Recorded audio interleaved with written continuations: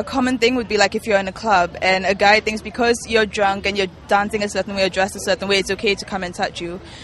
It's fine if you're fine with it. If you think that guy's cute and he thinks you're cute, then fine. But if you're not comfortable with it and you tell him to stop, then that's something that we're fighting against. So the girls should know that you can be as hot as you want, but you have still the right to say, no, I'm not comfortable with you touching me this way. And I've had that before. Someone come up and, I said, don't touch me. And they're like, oh, but you look really sexy. You want it, right? And I'm like, no, I don't want it.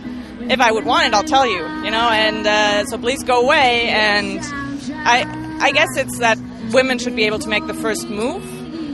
Yeah, it's all about talking and communication, I think. That's the message Singaporean women hope to convey at a protest held at Hong Ling Park on Sunday.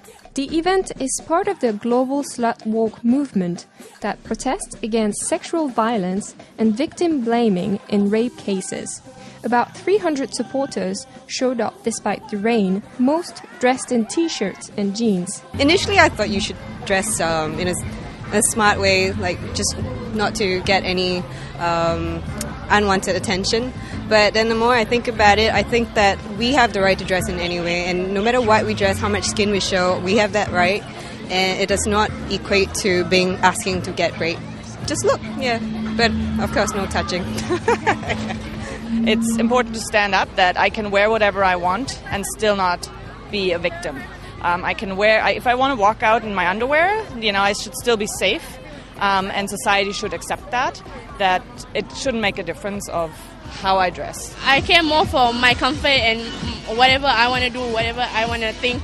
Yeah, I'm more comfortable with that. So I don't really give a shit if anyone, looks at me or whatever. I can walk around naked if I want to, just if I choose to want.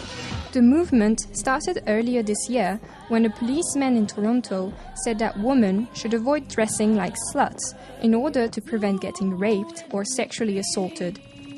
Slut walks have been held in cities around the world, including New Delhi and Seoul.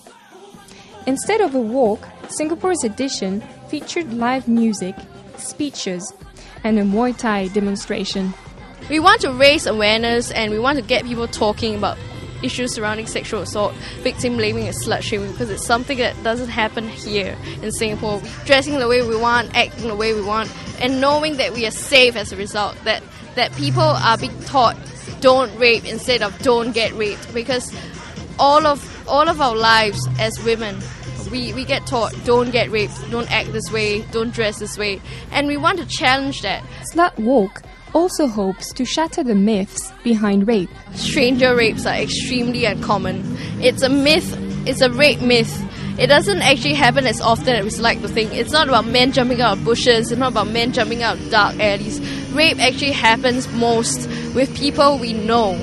And that completely goes against the idea of dressing in a certain way, because when we rape happens when the rapist wants to rape. To say that men want to rape a woman based on how she's dressed, it's an insult to men in general, because I feel that men can control themselves in the sense that they know that a woman should be respected.